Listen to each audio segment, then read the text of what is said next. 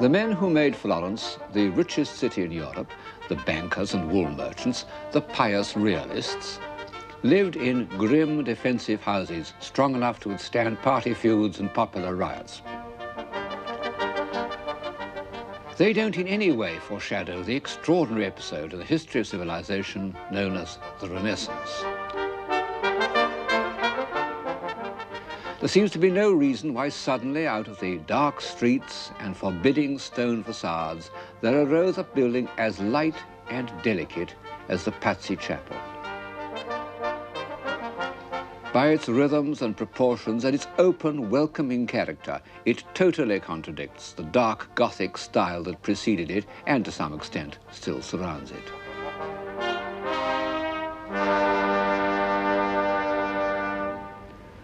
What has happened? The answer is contained in one sentence by the old Greek philosopher Protagoras. Man is the measure of all things. The building in front of which I am standing, the Pazzi Chapel, built in about 1430 by the great architect Brunellesco, has rightly been described as the architecture of humanism. His friend and fellow architect, Leon Battista Alberti, addressed man in these words: "To you is given a body more graceful than other animals, to you power of apt and various movements, to you most sharp and delicate senses, to you wit, reason, memory, like an immortal God." Well, it's certainly incorrect to say that we are more graceful than other animals, and we don't feel much like immortal gods at the moment. But in 1400, the Florentines did. There's no better instance of how a burst of civilization depends on confidence than the Florentine state of mind in the early 15th century. Gloria in excelsis Deo.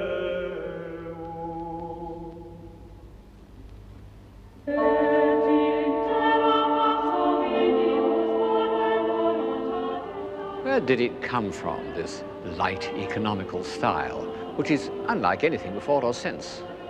I think that it really was the invention of an individual, of Brunellesco. But of course, an architectural style can't take root unless it satisfies some need of the time. And Brunellesco's style satisfied the need of the clear-headed, bright-minded men who appeared on the Florentine scene at the moment when the discipline of trade and banking, in its most austere form, was beginning to be relaxed. And life, the full use of the human faculties, became more important than making money.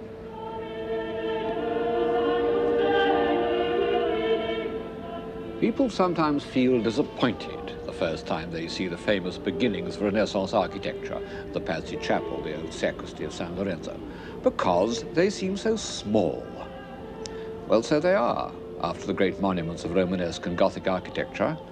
They don't try to impress us or crush us by size and weight, as all God-directed architecture does.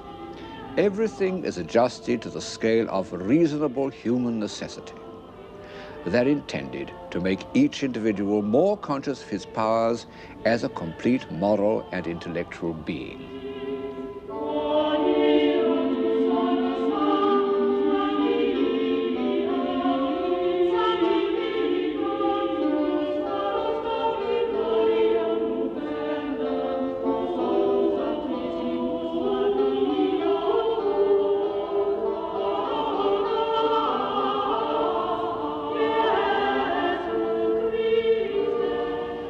Dignity of man.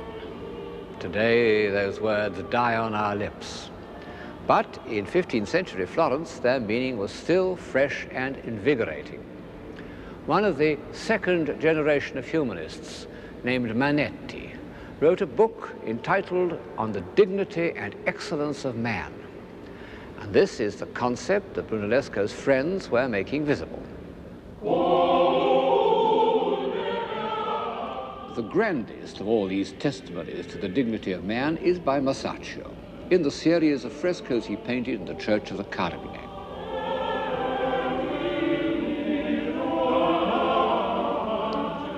Two of them represent the apostles Peter and Paul performing acts of mercy.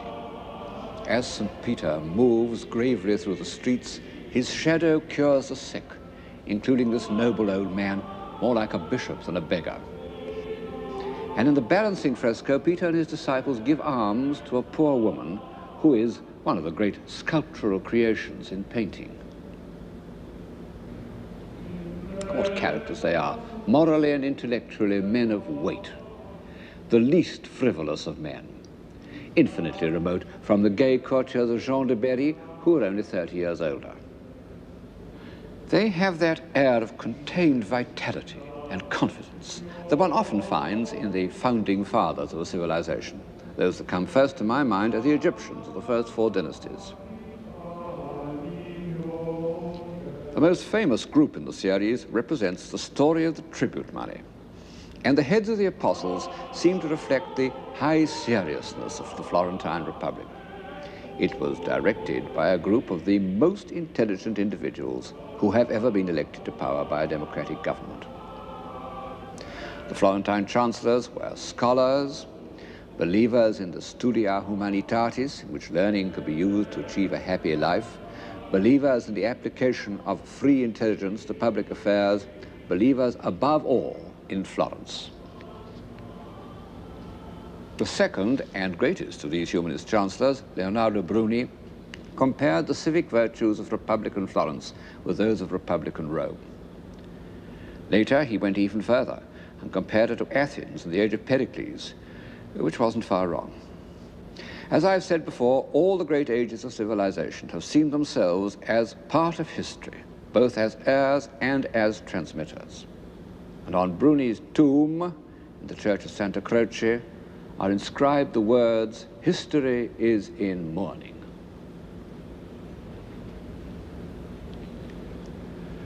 Bruni and his friends had derived these ideals from the authors of Greece and Rome. Now, much as one would like to say something new about the Renaissance, the old belief that it was largely based on the study of antique literature remains true.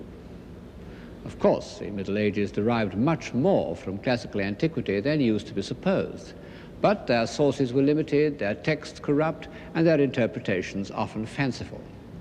Almost the first man to read classical authors with real insight was the poet Petrarch, that complex figure of the 14th century, that false dawn of humanism, whose love of opposites, of fame and solitude, of nature and politics, of rhetoric and self-revelation, makes us think of him as the first modern man, until we begin to read his works.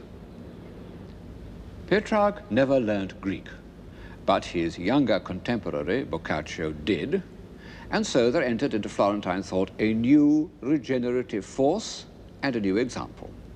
The first 30 years of the 15th century was the heroic age of scholarship, when unknown works by the greatest writers of antiquity, Tacitus, Plato, Cicero, and a dozen others, were discovered in monastic libraries, where they'd lain since they were copied in the Dark Ages.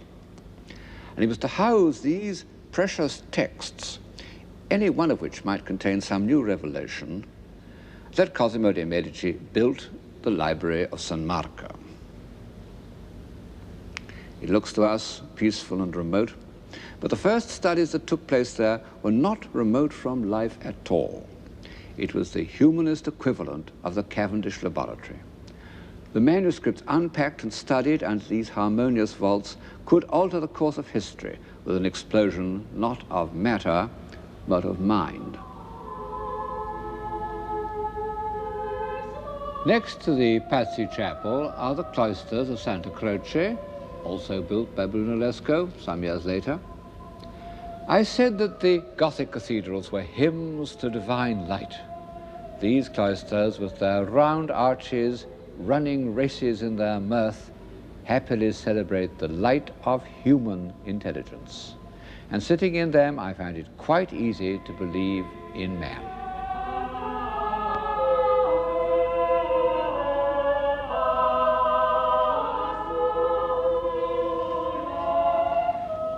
When I first came here nearly 50 years ago, I felt this is my true center.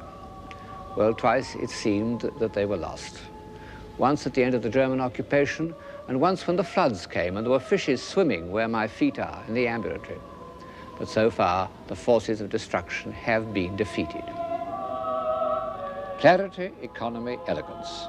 These are the qualities that give distinction to a mathematical theory. And no doubt early Renaissance architecture is based on a passion for mathematics, particularly for geometry. Of course, Gothic architects had designed on a geometrical basis, but it had been of immense complexity, as elaborate and as logical as scholastic philosophy. Nothing could be more geometrical than the Florentine baptistry, which is one of the earliest buildings in the city. But the Renaissance added to this tradition of design all sorts of philosophical notions, including the idea that these forms must be applicable to the human body, that each, so to say, guaranteed the perfection of the other. There are dozens of drawings and engravings to demonstrate this proposition, of which the most famous is by Leonardo da Vinci. Mathematically, I'm afraid it's really a cheat, but aesthetically it has some meaning, because the symmetry of the human body and the relation of one part of it to another do influence our sense of normal proportion. And philosophically, it contains the germ of an idea which might save us, if we could really believe it, that through proportion we can reconcile the two parts of our being, the physical and the intellectual. The same approach was applied to painting in the system known as perspective, by which it was thought that by mathematical calculation one could render on a flat surface the precise position of a figure in space. And this, too, seems to have been invented by Brunellesco. But we can see it best in the works of his two friends, Ghiberti and Donatello, whose low-relief sculpture is really a kind of painting. Ghiberti's Jacob and Esau on the famous baptistry doors shows perspective used to achieve a spatial harmony that has almost a musical effect. Donatello's relief of St. Anthony of Padua curing a boy's leg shows the other use of perspective, to heighten emotion by a more intense awareness of space. I don't know why, I always feel there's something alarming about an empty amphitheater, which suits the drama of this particular subject. The Florentines were extremely proud of this invention, which they thought, wrongly as it turned out, was unknown to antiquity.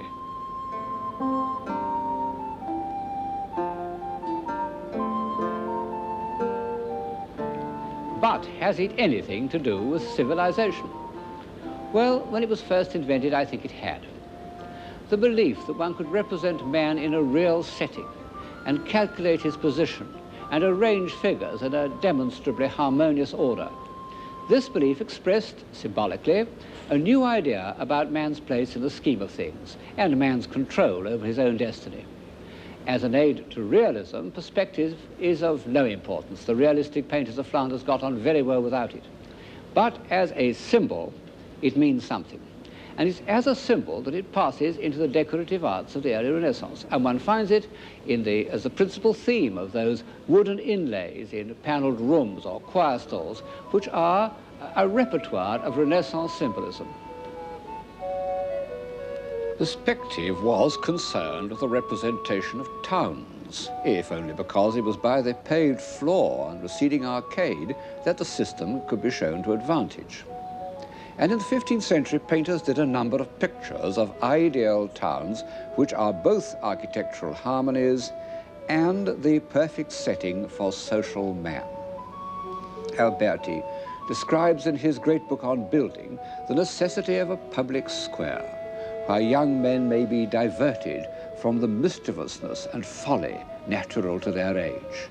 And under handsome porticos, old men may spend the heat of the day and be mutually serviceable to one another. I think that Piero della Francesca, who derived so much from Alberti, may well have had this and similar passages in mind when he painted this, the most harmonious of all ideal cities.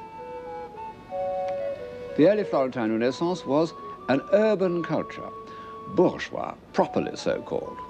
Men spent their time in the streets and squares, and in the shops. A good Florentine, says one of their moralists, sta sempre a bottega, is always in the shop. And these shops were completely public. You can see in this engraving how a craftsman's workshop was open to the street, so that passers-by could see what was being done and rival artists make scathing comments. The Renaissance historian of art, Vasari, when he asked himself why it was in Florence more than elsewhere that men became perfect in the arts, gave as his first answer the spirit of criticism, the air of Florence making minds naturally free and not content with mediocrity. And this harsh, outspoken criticism meant that there was no gap of incomprehension between the intelligent patron and the artist. Our contemporary attitude of pretending to understand works of art in order not to appear Philistines would have seemed absurd to the Florentines. They are a tough lot. Many people since Bruni in 1428 have compared them with the Athenians, but the Florentines were more realistic. Whereas the Athenians loved philosophical argument, the Florentines were chiefly interested in making money and playing appalling practical jokes on stupid men. However, they had a good deal in common with the Greeks. They were curious, they were extremely intelligent, and they had, to a supreme degree, the power of making their thoughts visible. I hesitate to pronounce the much abused word beauty, but I can't think of a substitute. Like the Athenians, the Florentines loved beauty. This is a constant source of surprise to anyone who knows them. But as Walter Pater said of Michelangelo, out of the strong came forth sweetness.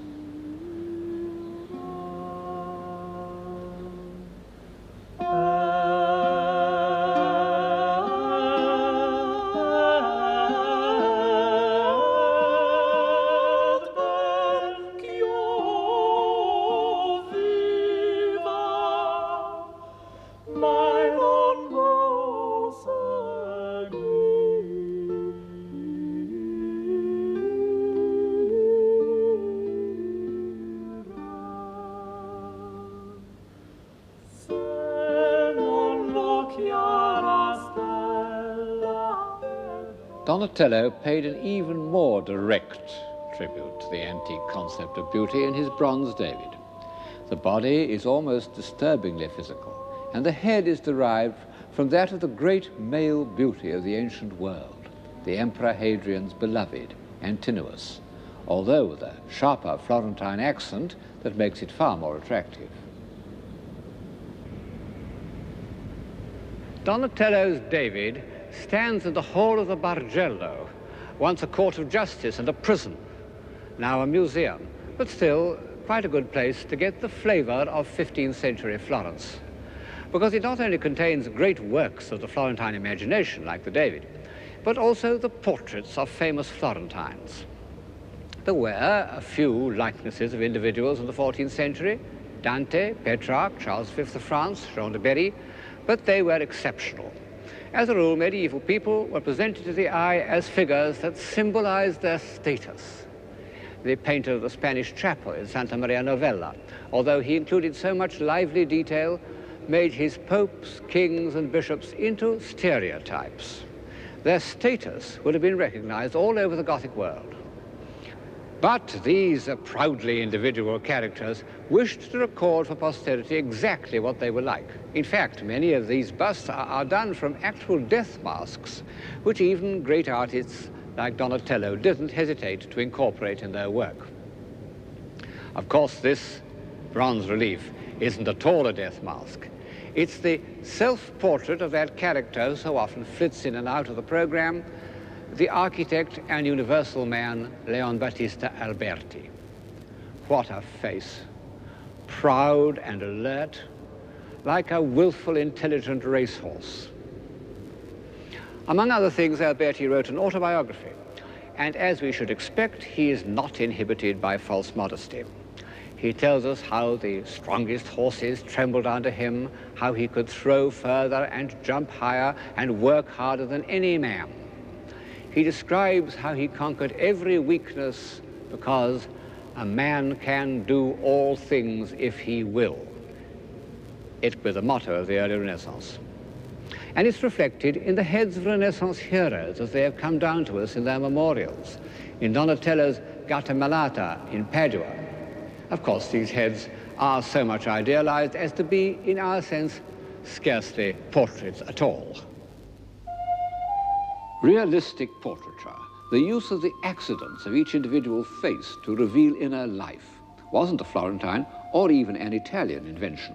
It was invented in Flanders and came to an immediate perfection in the work of Jan van Eyck. No one has looked at the human face with a more dispassionate eye and recorded his findings with a more delicate hand. But in fact, many of his sitters were Italians. Albergati, the cardinal who employed Alberti as secretary, and Arnolfini, a member of the international world of the wool trade, banking, papal diplomacy. And perhaps it was only in such a society that these evolved and subtle characters could have accepted the revelation of their personalities.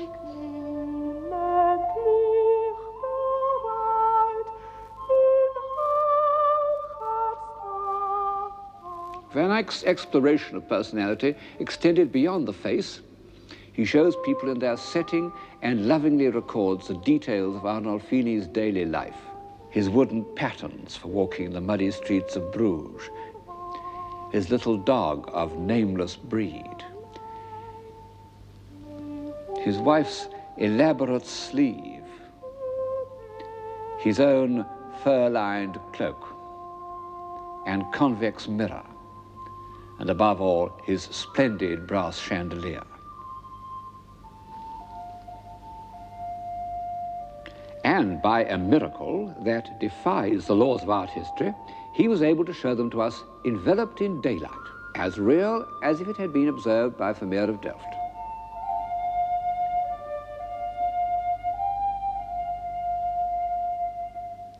This sensibility to atmosphere the Florentines never attempted. They were a sculpture-minded people. But in their portrait busts, they came to achieve an almost Flemish realism. How like these Florentine worthies are to the confident faces that we see in Victorian photographs. This is the professional man, a doctor, his face lined with the wisdom of experience. In fact, he was Donatello's doctor and saved his life. And this is a businessman called Pietro Mellini. A character in one of Alberti's dialogues says, "A man cannot set his hand to more liberal work than making money. For what we sell is our labor. The goods are merely transferred."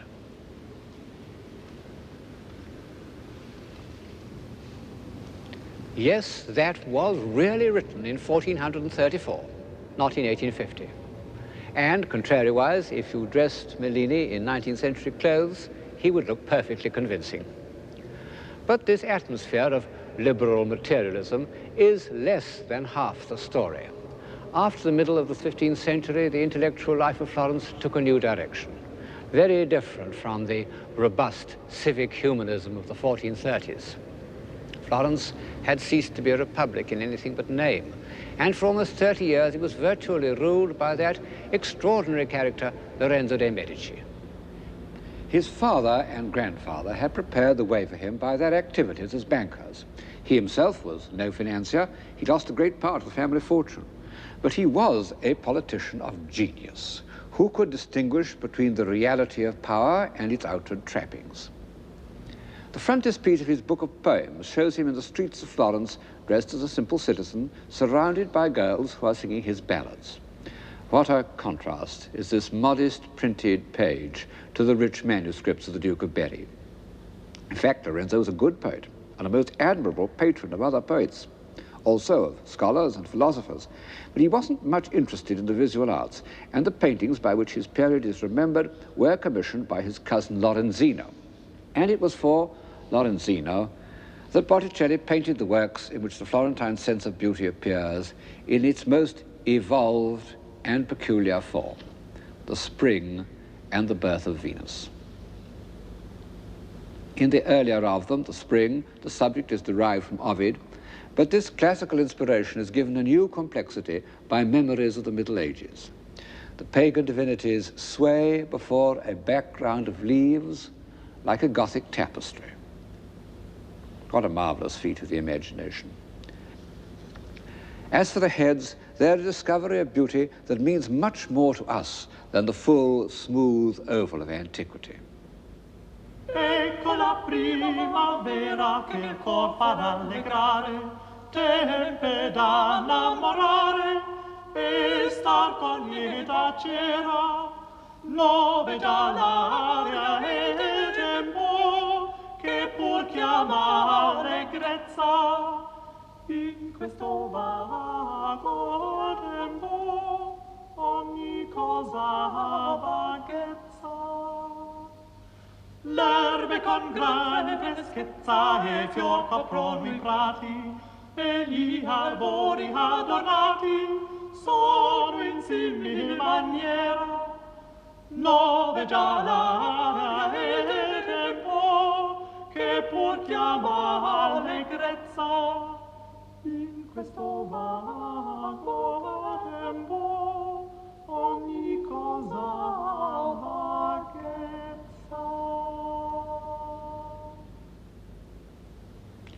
The subject of Botticelli's other great allegory, The Birth of Venus, is taken from a contemporary poet, Poliziano.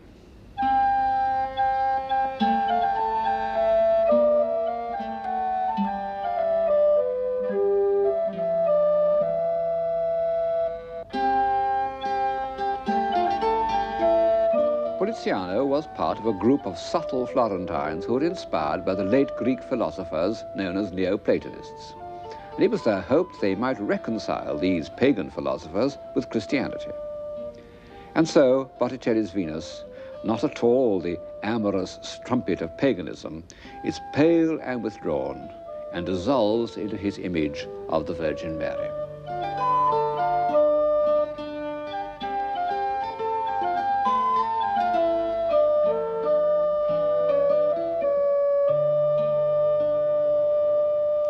The discovery of the individual was made in early 15th century Florence. Nothing can alter that fact. But in the last quarter of the century, the Renaissance owed quite as much to the small courts of northern Italy, Ferrara, Mantua, and above all Urbino, this small and rather remote town on the eastern perimeter of the Apennines. It could be argued that life in the court of Urbino was one of the high watermarks of Western civilization.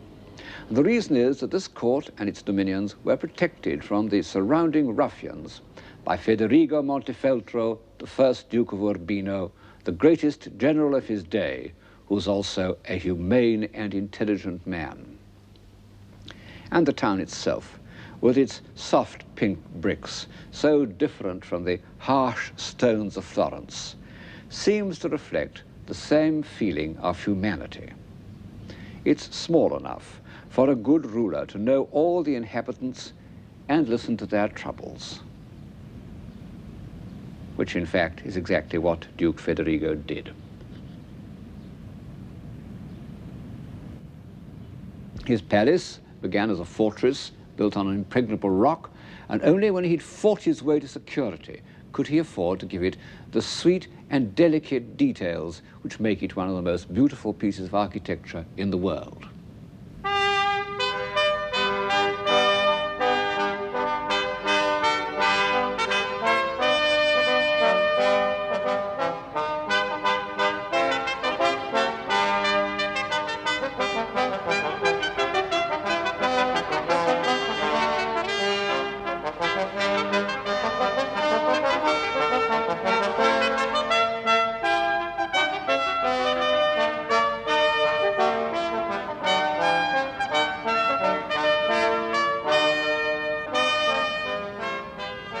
The Palace of Urbino has a style of its own. The arcaded courtyard, where I'm standing now, isn't speedy and springy like Brunellesco's cloister, but calm and timeless. And the rooms are light and airy, and so perfectly proportioned that it exhilarates one to walk through them. In fact, I think the interior is the most beautiful in the world, and the only palace that I can go round without feeling oppressed and exhausted.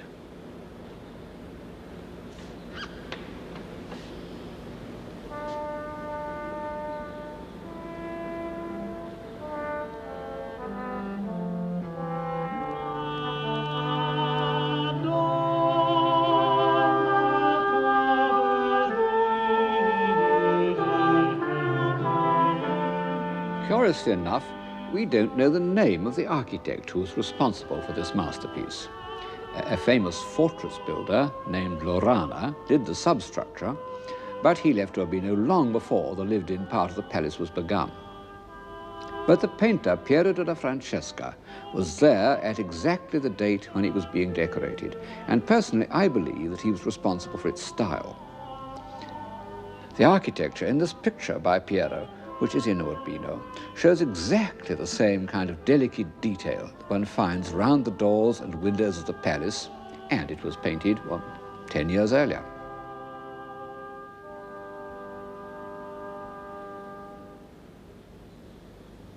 However, I think that the noble proportions and the whole sense of space must reflect the character of the Duke himself. His biographer, named Vespasiano di Bistici, refers again and again to the Duke's humanity. He asked the Duke, what is necessary in ruling a kingdom? The Duke replied, essere umano, to be human. Whoever invented the style, this is the spirit that permeates the Palace of Urbino.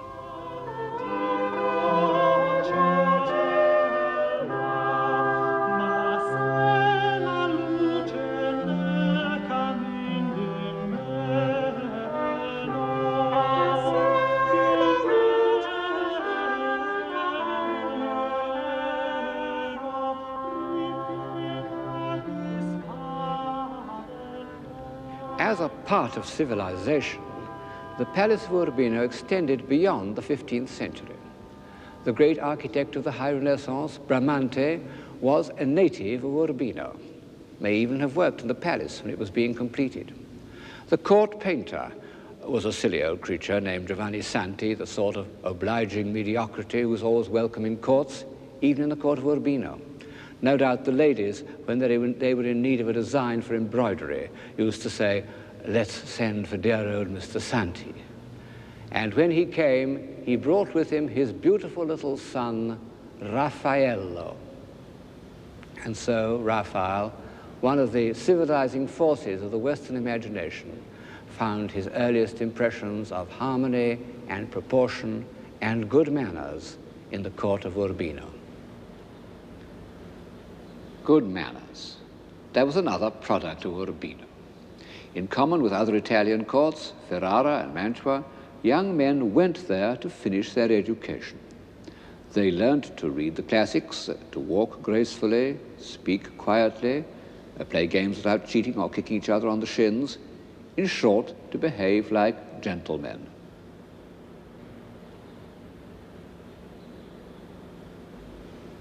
Under Federigo's son and successor, Guidobaldo, the notion of a gentleman was given classic expression in a book called Il Cortigiano, the courtier, by Baldassare Castiglione. It had an immense influence. The Emperor Charles V had only 3 books beside his bed: the Bible, Machiavelli's Prince, and Castiglione's Courtier.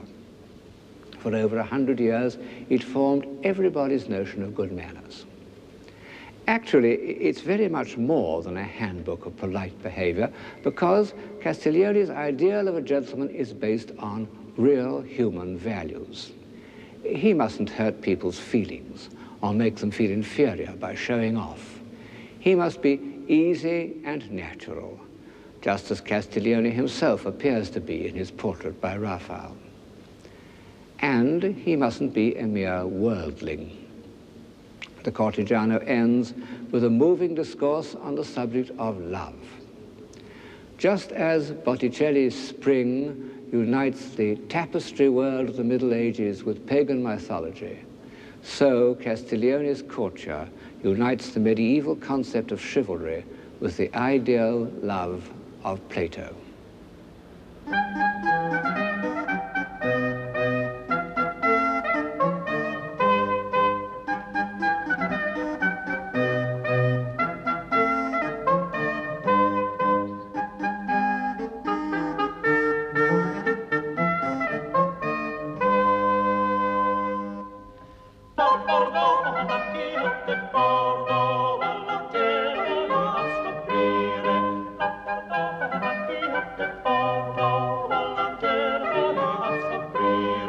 E mio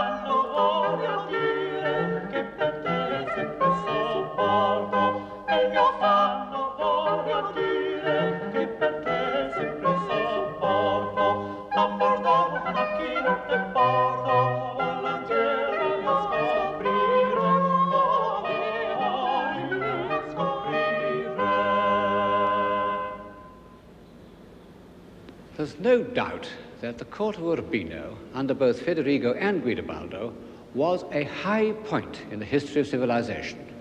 And the same is true, in a lesser degree, of the court of Mantua. The Palace of Mantua lacks the exhilarating lightness and lucidity of the Palace of Urbino, but it contains one room in which, more than anywhere else perhaps, one can get an idea of civilized life in an Italian court. It's the room decorated by the court painter Andrea Mantegna.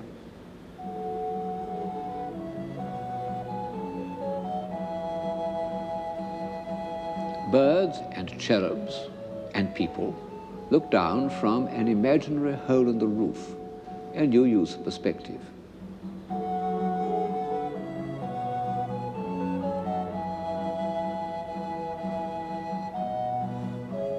Then come painted busts of Roman emperors,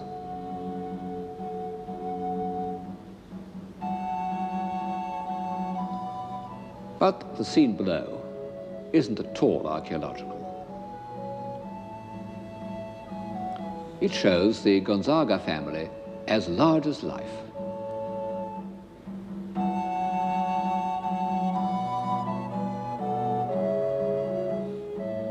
Also their dogs.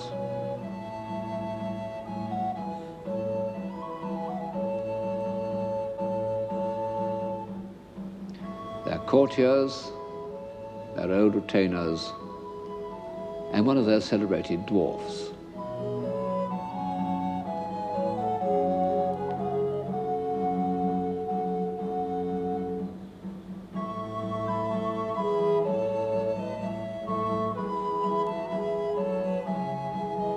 In spite of the formidable frontality of the Marchioness, the spirit of the whole group is extremely natural. The little girl asks if she may eat an apple, but her mother is interested to know what news the Marquis has just received from his secretary. And in fact, it is good news that their son has been made a cardinal.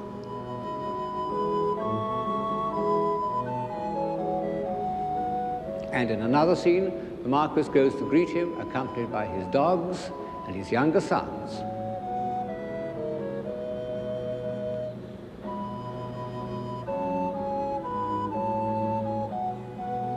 What an agreeably informal reception. One of the younger children holds his hand, and the little boy takes the hand of his elder brother. It's still without the odious pomposity that was to grow up in Europe during the next century and reach its zenith at Versailles. I'm bound to say that even Mantegna has not been able to make the newly created cardinal look like a very spiritual type, which reminds one of the obvious fact that this kind of social organization depended entirely on the individual characters of the rulers. In one state is Sigismondo Malatesta, the wolf of Rimini, who did things that even the most advanced theatrical producer would hesitate to put on the stage. In the neighboring state, Federigo Montefeltro, the God-fearing father of his people, and yet both of them employed Alberti, and both were painted by Piero della Francesca. Federigo was a lover of books, who made the Palace of Urbino into one of the finest libraries in Italy. But when he read them, he left his armor on, and he needed to. This was one of the weaknesses of Renaissance civilization. And the other, no less obviously, was that it depended on a very small minority. Even in Republican Florence, the Renaissance touched relatively few people. And in places like Urbino and Mantua, it was practically confined to the court. This is contrary to our modern sense of equality. But one can't help wondering how far civilization would have evolved if it had been entirely dependent on the popular will. W.B. Yeats actually used the example of Urbino when he addressed a poem to a wealthy man who promised a subscription to the Dublin Gallery if it were proved that the people wanted pictures. He said, and Guidobaldo, when he made that mirror school of courtesy where wit and beauty learnt their trade upon Urbino's windy hill, had sent no runners to and fro that he might learn the shepherd's will. One may not like courts, I don't much like them myself. But at a certain stage, it's only in a court that a man may do something extravagant for its own sake, because he wants to, because it seems worth doing, something like the extraordinary wooden inlays in this study. And it's sometimes through such willful, superfluous actions that men discover their powers.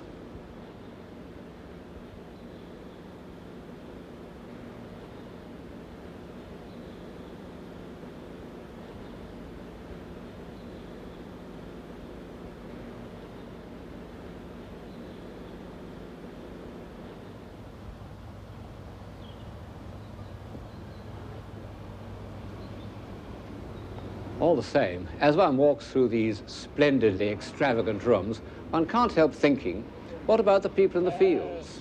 All those shepherds who Mr. Yeats rightly supposed that Guidobaldo did not consult on matters of taste and good manners. Could they not have had a kind of civilization of their own? Well, there is such a thing as a civilized countryside. Looking at the Umbrian landscape with its terraces of vines and olives, and the dark vertical accents of the cypresses, one has the impression of timeless order. There must have been a time when it was all forest and swamp, shapeless, formless. And to bring order out of chaos is a process of civilization. But of this timeless rustic civilization we have no record beyond the farmhouses themselves, whose noble proportions seem to be the basis of Italian architecture. And when Renaissance artists looked at the countryside, it was not as a place of ploughing and digging, but as a kind of earthly paradise.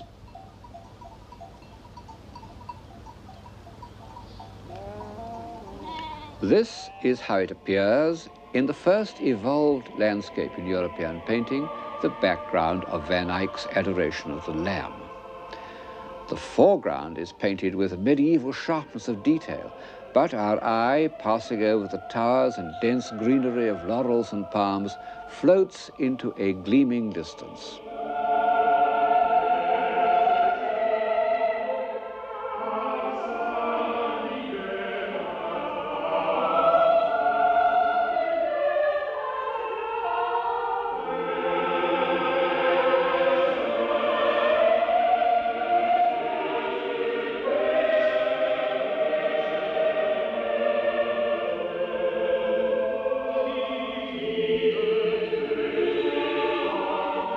Already, awareness of nature is associated with the desire to escape and the hope of a better life.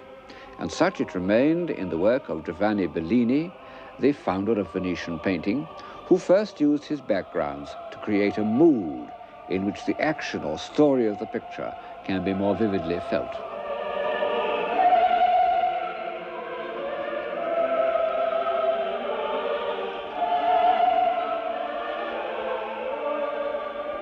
Bellini was a religious painter.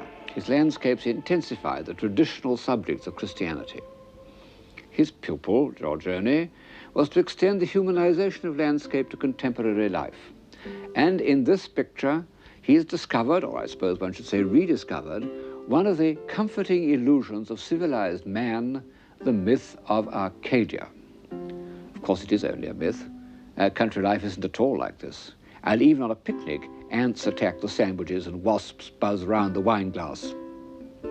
But Giorgione has shown us how fundamentally pagan it is.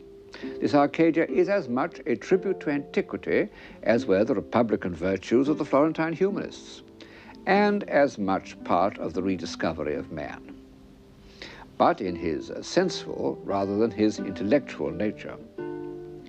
With Giorgione's picnic, the balance and enjoyment of our human faculties seems to achieve perfection.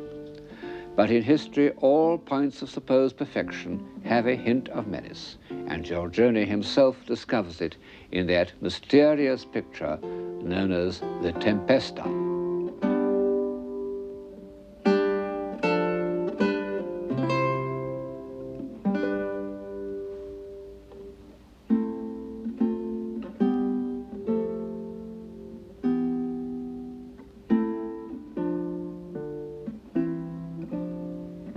What on earth is going on? What is the meaning of this half-naked woman suckling a baby, this flash of lightning, this broken column? Nobody knows. Nobody has ever known. It was described in Giorgione's own time as a soldier and a gypsy. Well, whatever it means, it certainly doesn't show any confidence in the light of human reason. A man can do all things if he will. How naive Alberti's statement seems when one thinks of that great bundle of fears and memories that every individual carries around with him, to say nothing of the external forces which are totally beyond his control. Giorgione, the passionate lover of physical beauty, painted this picture of an old woman and inscribed it col tempo, with time. One can see that she must once have been a beauty. It's one of the first masterpieces of a new pessimism, new because without the comfort of religion, that was to be given final expression by Hamlet.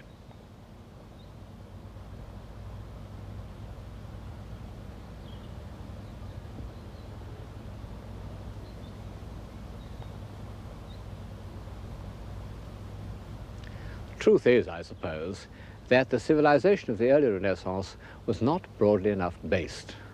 The few had gone too far away from the many, not only in knowledge and intelligence, this they always do, but in basic assumptions. When the first two generations of humanists were dead, their movement had no real weight behind it. And there was a reaction away from this human scale of values. Fortunately, they left in sculpture, painting, and architecture their message to every generation that values reason, clarity, and harmonious proportion, and believes in the individual.